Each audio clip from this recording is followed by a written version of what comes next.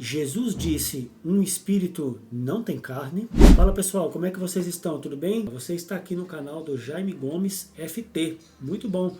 Fazia um tempinho que eu não gravava alguma coisinha. E hoje nós estamos aí para tratar de um assunto muito interessante. Que história é essa? Será que Jesus disse que um espírito não tem carne, né?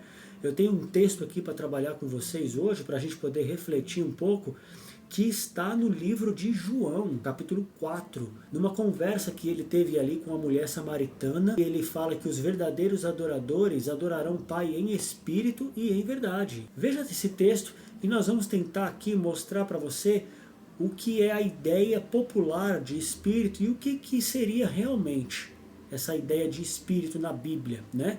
Não vou tratar de assunto de alma, vou tratar da passagem bíblica que vai tratar sobre o Espírito. O texto é João 4,24, que diz o seguinte: Deus é Espírito e importa que os seus adoradores o adorem em Espírito e em verdade. Então, o contexto ali é da mulher samaritana. Você deve conhecer muito bem esse texto, né? Eu não vou ficar pegando todo o contexto, explicando todo o contexto para você, porque talvez você já conheça a história da mulher samaritana, né? Que os samaritanos não se davam muito bem com os judeus, né? Por causa de umas brigas que eles tinham, né? A tribo de Judá com a tribo de Israel, eles se dividiram ali, a parte de Samaria com Israel, né? São dois povos, o mesmo povo, mas eles acabaram se dividindo ali, algumas tribos, uma no norte e outra no sul, e acabaram dando origem aos samaritanos, né? Que são um outro grupo de judeus também. Na verdade, como um ser espiritual, olha só que interessante, infinito também, Deus não está sujeito às limitações humanas. Isso é de fato. Deus não está sujeito às limitações que nós homens temos aqui na Terra. Afinal de contas, Ele é Deus, certo? E consequentemente, Ele não se preocupa com locais de adoração. É isso exatamente que significa a passagem de João capítulo 4.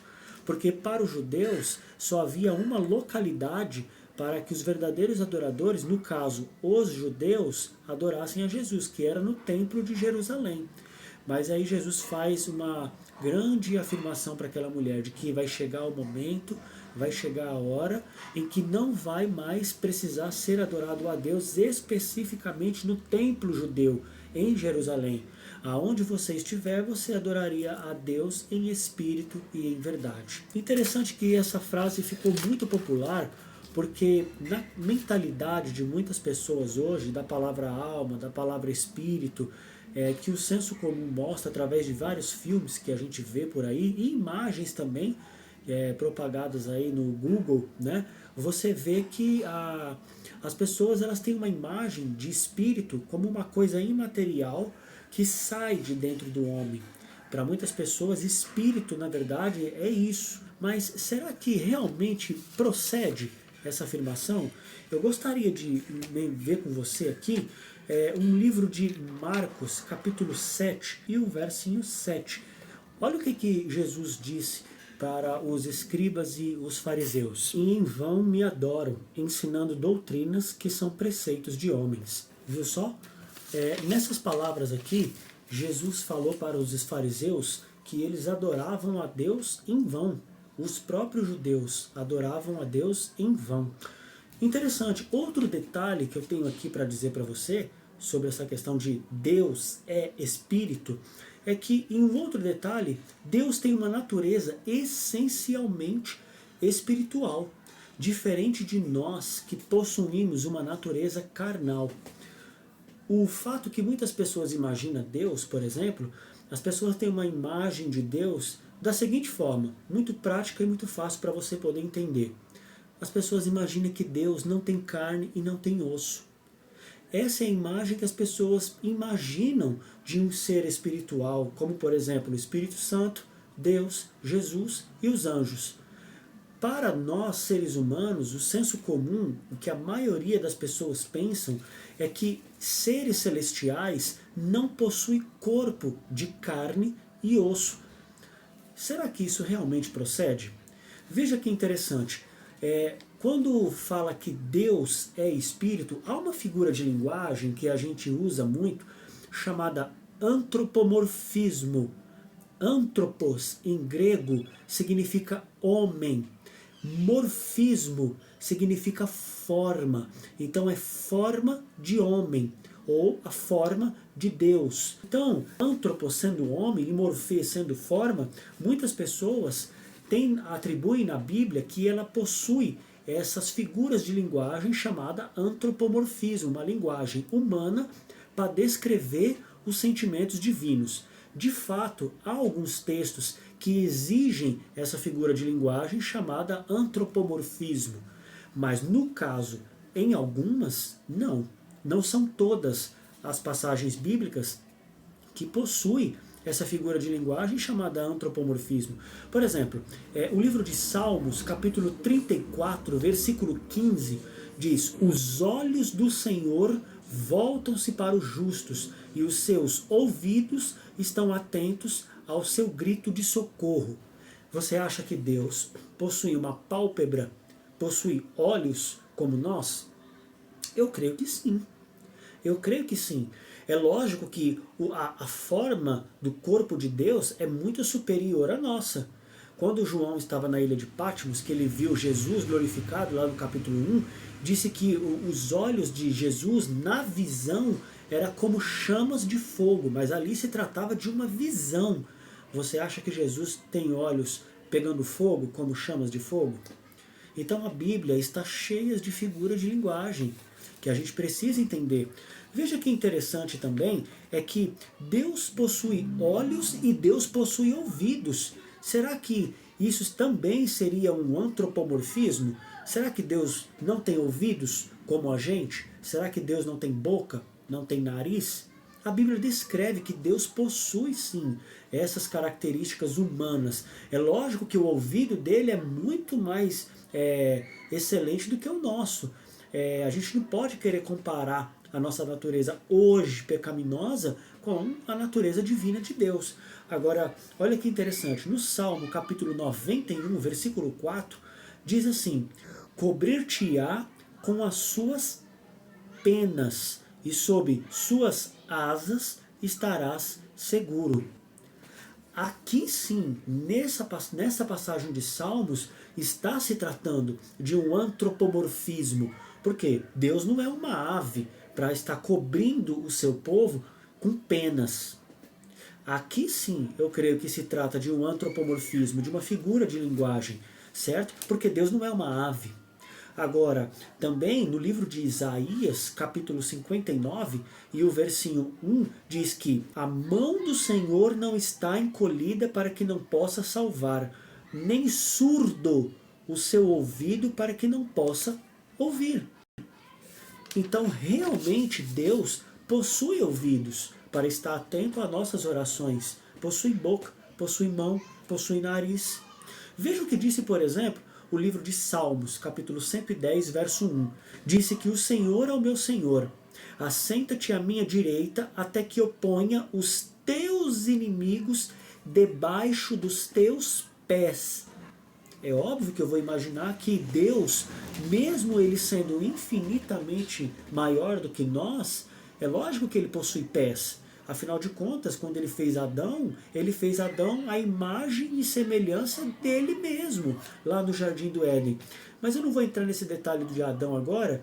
Eu gostaria que você avaliasse um pouquinho a questão de Salmos, novamente, no capítulo 115 e o versinho 2 a 8.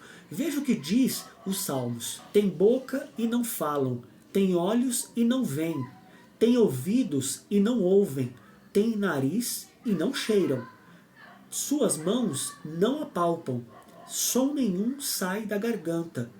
Tornem-se semelhante a eles os que fazem e quantos neles confiam. Aqui Davi está falando da inutilidade dos ídolos.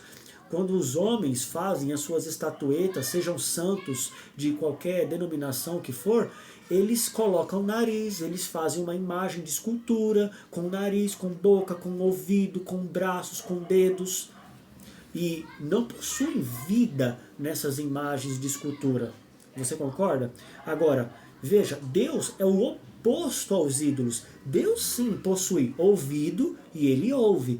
Ele possui nariz e ele cheira, ele possui mão e ele apalpa, diferente dos ídolos que não apalpa. Agora, como que você acha que fica aquela passagem? Deus é espírito. Será que então ele não tem uma mão que possa apalpar algo, um objeto tangível? Eu creio que não. Na verdade, eu creio que não. Veja, João capítulo 4 e o verso 8 também diz que Deus ama e diz que Deus é amor. Então Deus, ele não só ama, mas ele é o próprio amor. Aqui você não vê uma figura de linguagem chamada antropomorfismo, porque a essência de Deus é o amor. Veja que Efésios capítulo 4 e o versículo 30, olha que interessante esse texto. Diz que o Espírito Santo se entristece. Então, você acha que esse sentimento humano de se entristecer, porque nós nos entristecemos, e você acha que Deus, ele é tão onipotente, tão soberano, a ponto de não entristecer? Você acha que aqui, na passagem de Efésios, capítulo 4, verso 30, você acha que também é um antropomorfismo?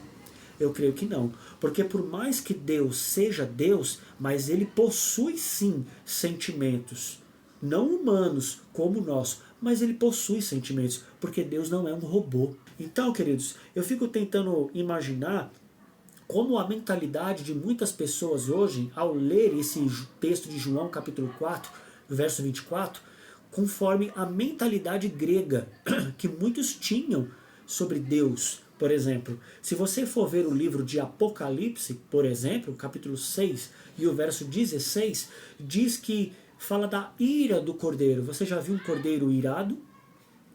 Ali sim também é uma ironia da figura de linguagem que a gente chama no Apocalipse. Mas Deus, ele também se ira, porque a maior prova disso está descrito nas pragas do Apocalipse capítulo 16. Então Deus é amor, ele é amor, mas ele também se ira, mas a forma da ira dele é diferente da nossa, que somos homens, falhos, pecadores, porque a gente se ira às vezes de forma injustificável. Deus não, é de forma justa.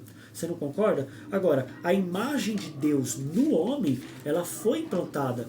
No livro de Gênesis, por exemplo, capítulo 1, versículo 27, diz que nós somos feitos à imagem e semelhança de Deus. A palavra semelhança no hebraico é damá. E damá significa parecido com. Essa passagem de Gênesis, capítulo 1, verso 27, que diz que Deus é semelhante a nós, isso engloba uma semelhança muito parecida. No livro de Hebreus, ao contrário de nós, que somos imagem e semelhança de Deus, e sendo a palavra semelhança no hebraico chamado damá, que significa parecido com, já no livro de Hebreus, diz que Jesus Cristo, ele não é a imagem e semelhança de Deus, e nem parecido com Deus. Hebreus capítulo 3, capítulo 1, versículo 3, diz que Cristo é a expressão exata do seu ser. Jesus, ele é o próprio Deus. Ele não é mais e nem menos que Deus Pai ou Deus Espírito Santo. Agora, uma passagem que agora vai causar aí na sua mente talvez um nó é justamente Lucas. O Evangelho de Lucas tem uma passagem aqui que eu tenho certeza que várias pessoas já devem ter lido ela com a lente grega, com a mentalidade grega, porque os gregos que acreditavam numa imortalidade, eles que acreditavam que algo saía de dentro do corpo humano, Platão que propagou muito isso, né? De que o corpo é a prisão da alma, né? E essa questão de alma e espírito, para muitos, são termos intercambiáveis, ou seja, alma e espírito, para muitos, me parecem ser a mesma coisa. Mas veja só, essa passagem de Lucas, capítulo 24, e o verso 36, falava ainda estas coisas, quando Jesus apareceu no meio deles e disse-lhes: paz seja convosco. Eles, porém, surpresos, atemorizados, acreditavam estarem vendo um espírito. Mas lhe disse: por que estáis perturbados? E por que sobem dúvidas ao vosso coração? Vede as minhas mãos e os meus pés, sou eu mesmo. apalpai-me e verificai, porque um espírito não tem carne nem ossos, como vedes que eu tenho. Pronto, aqui agora é o checkmate que muitos pensam e falam, tá vendo? O próprio Jesus Cristo disse que um espírito não possui carne e nem osso. Como que fica agora essa situação? Muito interessante. Na cabeça dos discípulos, dos judeus, naquela época de Cristo, que estavam muito influenciados pela cultura grega. Tanto é que a palavra espírito aqui, a palavra grega nesse verso 37, para espírito, significa pneuma. E essa palavra pneuma significa uma aparição. Essa palavra aparição, no grego, sabe o que ela significa? Fantasma. Exatamente, fantasma. Por quê? Porque a cabeça dos discípulos de Jesus na época estava muito influenciada pela filosofia grega. O helenismo tinha se juntado junto com o judaísmo. E muitos judeus, infelizmente, acabaram adotando a crença em espíritos e a crenças em almas, assim como os gregos. Quando Alexandre o Grande espalha sua cultura grega pelo mundo inteiro, o helenismo toma conta e o judaísmo acaba sendo influenciado por essa cultura de espíritos desencarnados e de fantasmas. Você sabia disso? Por isso que num manuscrito mais antigo, realmente no grego de Lucas, aparece a palavra fantasma para espírito. Por isso que quando Jesus diz que Deus é espírito, e quando ele diz nessa passagem que um espírito não possui carne e nem osso, não é que Jesus está endossando essa imagem que muitas pessoas hoje têm de que espírito é uma coisa que sai fora do corpo e que não possui carne nem osso. Jesus simplesmente está afirmando uma ideia que já está na mente deles. Porque se você for avaliar no livro de Mateus, capítulo 14, verso 26, é aquela passagem que Jesus estava no barco com os discípulos. E Jesus apareceu ali e eles gritavam com medo, achando que Jesus Cristo era o quê? Fantasma. E a palavra fantasma, realmente, em grego, é pneuma, que significa espírito. Então, se você for avaliar um fato histórico, eu peguei aqui uma coisa que eu deixei para você tentar refletir. Uma coisa que tinha muito na época de Jesus era uma seita chamada os essênios. Os essênios era muito aproximado a João Batista. E foi essencialmente lá em Alexandria que as especulações de pensadores gregos influenciaram a olhos vistos a mentalidade judaica. Os essênios, por exemplo, postulavam o dualismo entre a alma e o corpo, com a crença não apenas na permanência da alma após a morte, mas também na sua pré-existência antes do nascimento. Você sabe que existia nos tempos de Cristo uma seita chamada essênios. Isso mesmo. E eles acreditavam na imortalidade da alma. Então, na cabeça de um judeu, falar de espírito para eles, sim, a primeira coisa que vinha à mente deles era igual exatamente como pensavam os gregos. E uma coisa soltando o corpo como uma espécie de prisão da alma ou de espírito. Olha que interessante. Afastados da sua terra natal, os judeus acabaram por se tornar mais suscetíveis à influência grega. E essa passagem que eu estou tirando aqui, que eu estou lendo, está num livro de filosofia que eu tenho aqui. É um filósofo que disse isso, que os judeus estavam muito influenciados pela cultura grega, de alma e espírito também. Quando Jesus fala para aquela mulher samaritana que importa que os seus adoradores adorem em espírito e em verdade, e que Deus é espírito, eu acho que muitos já devem ter imaginado aí o que Jesus quis dizer, não é mesmo? Não são todos eles espíritos ministradores enviados para o serviço a favor dos que hão de herdar a salvação? A palavra espírito agora está se referindo a anjos. E anjos, ao que eu saiba, possuem carne e osso. E aqui eles são chamados de espíritos. A passagem de Mateus, capítulo 12, olha que interessante, que o espírito espírito imundo sai do homem e anda em lugares áridos, procurando repouso, porém não encontra. A palavra espírito aqui significa um demônio. Você percebeu que há diversos significados para a mesma palavra espírito? Outro contexto também, por exemplo, no livro de João, 1 João, capítulo 4, vai dizer assim: Amados, não deis crédito a qualquer espírito, antes provai os espíritos se procedem de Deus, porque muitos falsos profetas têm saído pelo mundo afora. A palavra espírito aqui significa seres humanos, falsos profetas. Você entendeu o significado amplo que tem da palavra espírito na Bíblia? E eu estou falando de espírito com letra minúscula, não maiúscula, se referindo ao Espírito Santo. Veja também que no livro de Lucas também diz que Jesus expulsou espíritos imundos de uma mulher. A palavra espírito ali só pode se referir a demônios, mas lembre-se que a palavra espírito ela tem um amplo significado nas Escrituras.